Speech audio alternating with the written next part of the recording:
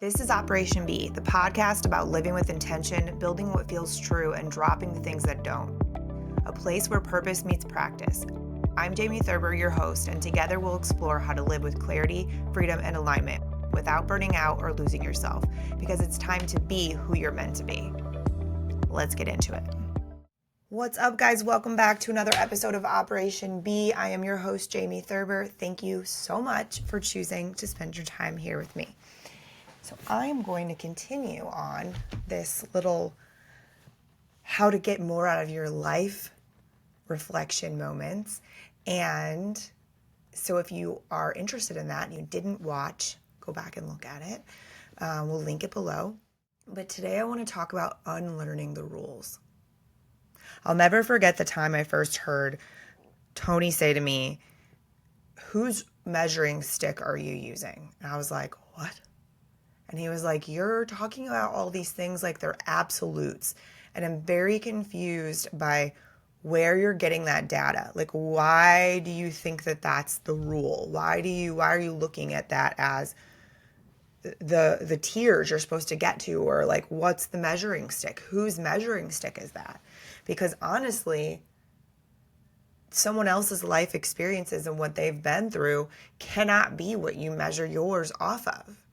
Because how does that even make any sense? It doesn't. So there are rules that we follow. And you guys, if my coach is watching this, she's probably laughing out loud. Because there are parts of me that are very, very, very, very committed to the rules. Which is funny because I, especially in my teens and 20s, early 20s, I pride myself on being a rule breaker. And I did in a lot of ways, in a very cool way. I didn't hurt anybody or anything like that. I never got arrested or any of those things, but I did really do whatever I wanted for the most part. And I just did. And so it's funny that there are so many pieces of me that are still so concerned about the rules that I have slowly chipped away at them. But I wish someone would have told me about this sooner. So there are things we don't realize are embedded in us at a very, very young age, usually, by society, by family members, by our schools, by friends, parents, by whatever. A lot of things can cause us to believe these certain rules. Like, this is where prejudices come from a lot of times in young people. This is where misunderstanding of others comes from in young people. A lot of these things are inherited and they don't even realize they're doing it. Or society tells you XYZ thing. And so it's very quiet. You're not aware that it's happening. But those expectations are adjusted to what you think is the right way to behave, or how you should handle this thing, or how someone else should handle this thing. Far too often, people don't communicate much with others who don't look like them, think like them, live like them. And we're doing ourselves as a society a major disservice by that being what we've created. There's not a lot of diversity in a lot of areas, right? And then there's a ton in other areas. And so I will never forget, I don't remember what year it was, but it was after George Floyd and Michael Brown and those things had happened. And you guys, I grew up in North County in St. Louis, where I grew up in a very diverse neighborhood, a very diverse school and high school. So that shit was normal to me. I did grow up around different people that did not just look like me, think like me. We spent most of our time, I'd say, as a family only with other family members who were just like us. But as far as my schooling and my playing with friends and stuff like that, everybody was very different. And I'm so grateful for that, because I'll never forget Tony and I being on a vacation with a couple that did not experience that growing up. And then the place that they live in now has very little diversity. So it was really sad for me. It wasn't sad for me. I was sad for them, honestly, and for humans all over, that they genuinely just didn't know. Now, granted, we live in a world of technology, and you have to choose to not know, in my opinion, these days, but like what's actually happening and what's actually possible, because there's so much available at your fingertips. But I witnessed this situation where they were so sure that what they were saying was the absolute truth. And it wasn't because they were jackasses. It was genuinely because they didn't know anything else that existed differently than what they were telling me. And so when I look at that, and now granted, I do take advantage of those situations when I'm placed in them, and I will step into uncomfortable conversations and offer perspective shifts for people, because I believe that that is what makes us better as a human race, is that we're able to see various perspectives and operate accordingly instead of thinking everyone looks like us, thinks like us, and wants what we want, because that's not the point. Like, if every single person in the world wanted to run their own coaching company, we'd be fucked. We'd have nobody to grow our food. We'd have nobody to deliver it to us. We'd have nobody to run the banking and the thing. Like, you know what I mean? It's a very good thing that people have diverse qualities and skill sets and traits and interests. Like, we need to remember that. That's what built us as a society that hasn't fallen, is that people have various skill sets and are willing to do different types of jobs and things like that. So while I've gone down a little bit of a tangent hole there, it all files back to these societal and familial expectations that shape our behavior, because we wind up following rules that we didn't know were rules. We didn't choose them, I should say. So this happens a lot in people regarding how their relationship is with money. Most children, as they grow up, their relationship with money mirrors their parents' relationships with money. So if their parents were super frugal, typically they are as well. If their parents, or if they're the exact opposite and they're super not frugal, I think that was the one exception there. But I feel like, so example for me, my mom and dad were never really taught how to manage their finances, so they just did their best. But it was a very, very stressful conversation in our household my entire life. And I remember being an adult and talking to my brother about it. And he had his own family at the time, and we were talking about how because I took a lot of different coaching classes. I've read dozens of books about it. And so has he, to unlearn this negative money mindset, to unlearn we needed to learn how to be in a prosperity, abundance mindset instead of a lack, because everyone I knew for the most part lived in a lack. And that's part of why I will say, like, I remember my high school boyfriend that I've mentioned before, that I helped him with his business when I was, 17, 18. His family was not like that. They had a whole different experience than my family had. His grandpa had started a company and his dad had a company. And so they had a very different upbringing as far as what they had access to and the way they saw other people do life. And when I was with him, I was very welcomed into his family and extended family and whatever.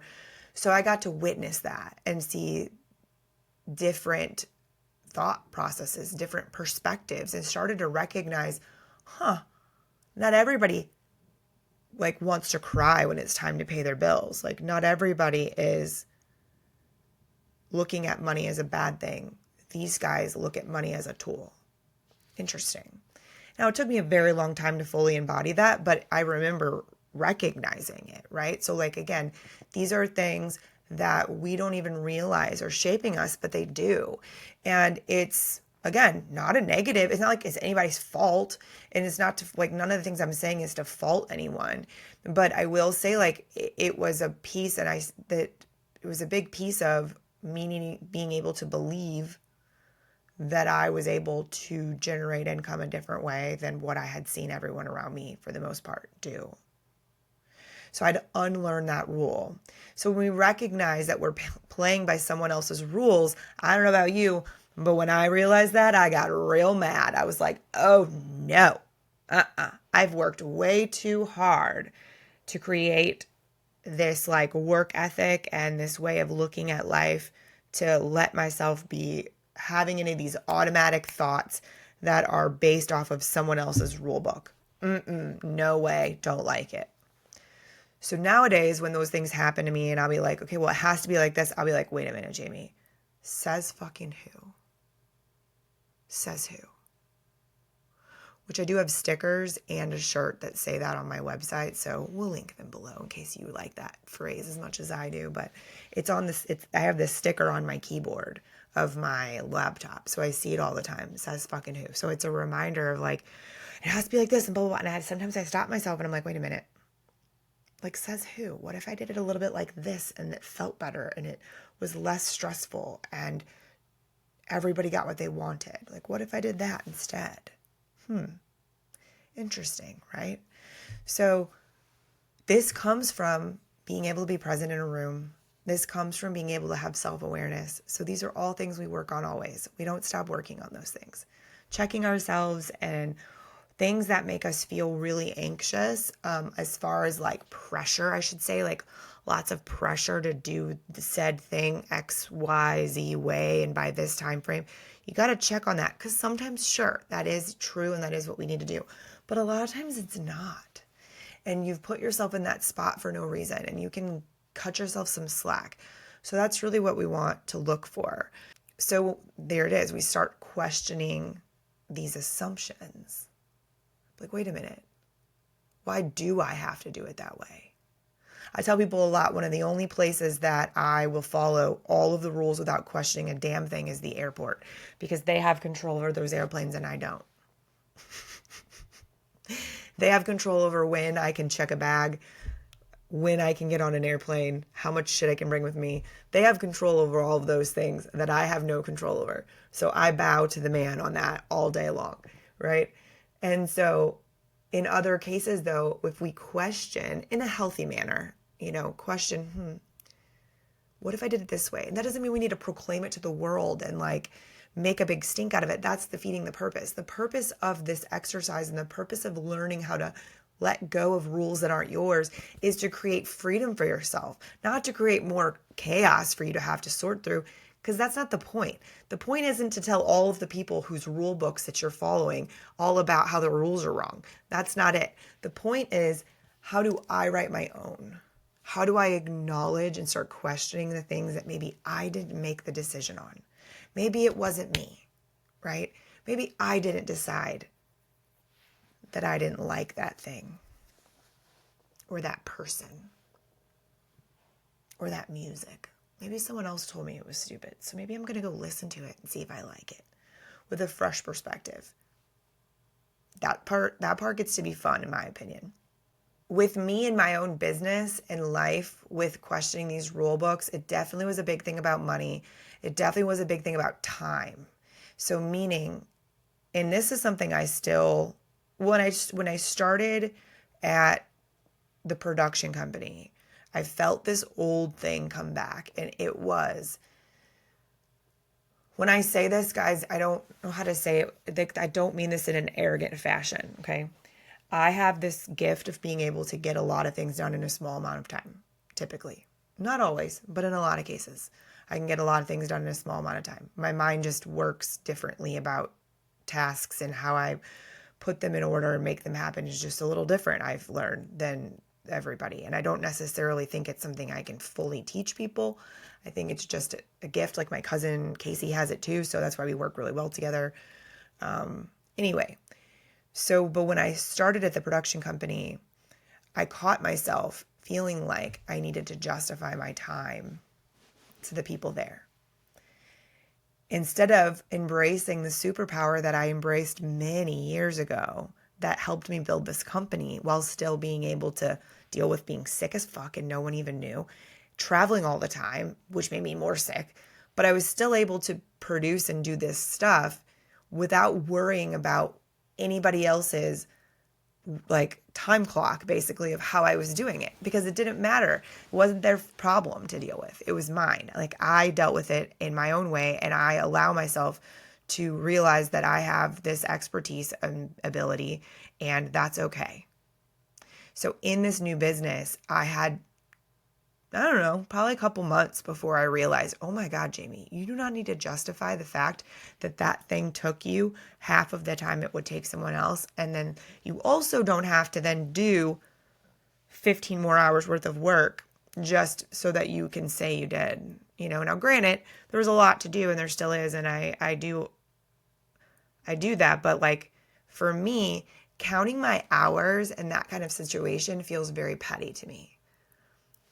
It just does. And I think that comes from the fact that I do know that I'm able to get a lot of things done faster than other people and stuff. So counting my hours to be like, well, I did that reconciliation in 20 minutes and it would took you 2 hours.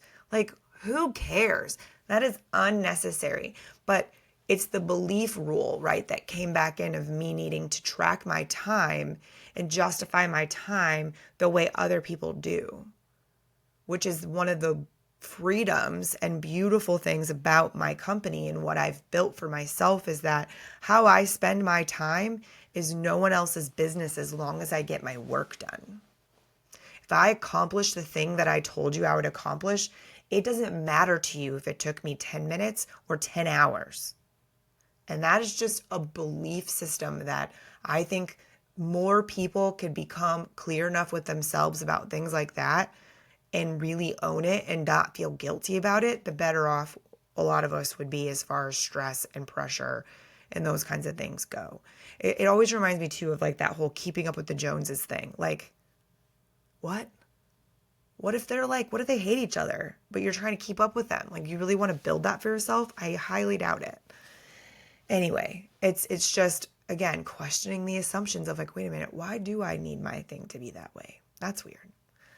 And then that leads you into some self-growth and some own, self-reflection and things like that that can be beautiful and freeing all by itself. But those pivots in my own life, in my own personal life, my own business life have been monumental. My things in my personal life really, I would say, have done a lot with Tony, right? Because he grew up in Canada. He played hockey from a young age, traveled playing, like, I don't know what they even call it, club hockey or whatever. He lived with like different families while I was doing that. So his experience in life was night and day from mine. The thing that we had in common was that we had really loving parents. His mom and dad are still married, and my mom and dad are still married. So we have loving and semi-similar parents to an extent. But everything else, completely not the same. And so doing life with someone who has got to live an extraordinary life, one that a lot of people will never experience, being a pro athlete. That's something that the majority of us will never know what that's like. So getting to live with him and witness the way that he navigates the world has been its own educational experience, honestly. And a lot of it, I'd say there's a few things that I don't want to be my rules, but also some of the things, though, have been so healthy for me to learn that I didn't have to have or do a certain way, and that was okay. It also, we together, I'd say, discovered codependent relationships everywhere around us, and that we didn't have to have that. And we got to create it differently. So we unlearned the rules of relationships and marriage that everyone around us had, and we built our own. Like, I see people who text message each other all day long or talk on the phone all day long, and then they tell me that they don't have a connected relationship with their partner. And I'm like, how could you? You never have anything to talk about at the end of the day when you're actually sitting with each other because you talked all day long. Holy moly, I can't even imagine. I made a comment about that when we were wedding dress shopping, and my sister-in-law, which is one of the very few not codependent relationships that I know of, is my brother and sister-in-law. And she was like, oh my God, like, we would not be married if your brother was like that. I'm like, shh, that's what I'm saying. But my mom and dad were not like that. Me and Jesse were raised, Jesse's my brother, were raised in a household where my mom did everything that she could while my dad was at work, so that when my dad got home from work, we could all spend time as a family. So he worked nights. So she would bust her ass all week while he was busting his ass all week, but so that we could spend time as a family. But my dad, there wasn't an option to call my dad at work. He was working on an assembly line. And for a really long time, obviously there were no such thing as cell phones. So like, I don't even know, honestly, back then, if we would have had an emergency, if we could have even reached him. I have no idea. But that wasn't an option. He wasn't calling home on his lunch break. Like, that wasn't an option. Also, his lunch break was like our bedtime, So we grew up where that was like very normal for our parents not to talk all day long while the other one was at work. Not a problem, right? But I look around and I realize like my mom and dad are very codependent on each other. 100%. They were then too. I didn't realize it. Obviously, I was young. But as they've retired and stuff, like, it's definitely changed. But I don't know if that's what led Jesse and I to never seeing that, or just because we're very sturdy individuals. We were raised that way, to be very stable by ourselves, or what. But it is a thing where I'm like, oh my God, stop it. Like, don't. Like, I don't understand. I can't even find Tony's phone number on my phone when I'm trying to call him or text him if I do need to. I'm like, where is he? There's like 1,000 people down. And I think that's healthy. Personally, I think that's very healthy. But regardless, the whole idea is that was a big one for me in my personal life, was unlearning what relationships needed to look like, unlearning what I was supposed to want from a partner, unlearning what it was supposed to be like for me to be a wife, unlearning that I was supposed to be a mom because I would be good at it. There's a kicker. Holy shit, I don't know why I didn't think of that before. Oh, I spent, 25 years of my life thinking that I needed to be a mom because that's what I was supposed to do and I would be good at it. Well, that's not a reason to bring children into this world. That's a terrible plan. That's a whole nother story, but that's one that definitely was a big unlearning, because I got to make that decision for myself, and I removed myself from my relationship. I spent time alone. I did all these things to make that choice for myself. And I'm so glad that I did, because I remember the day that it hit me that I was like, oh my God, it was never my plan. It was everyone else's plan for me, that this is what I was supposed to do. Big moment. Those are some examples. So I hope that some of those examples triggered something for you, a memory, a thought, a description, maybe your own rule that you're like, oh my God, that's not my rule. I need to rewrite how I handle X situation. So that's my goal when I share those kinds of things with you, is that hopefully it like spurs some sort of thought for you, or you have like a little light bulb moment for yourself. So my action for you today following this episode would be identify one inherited belief that no longer fits, or one rule that you've lived by that you didn't make.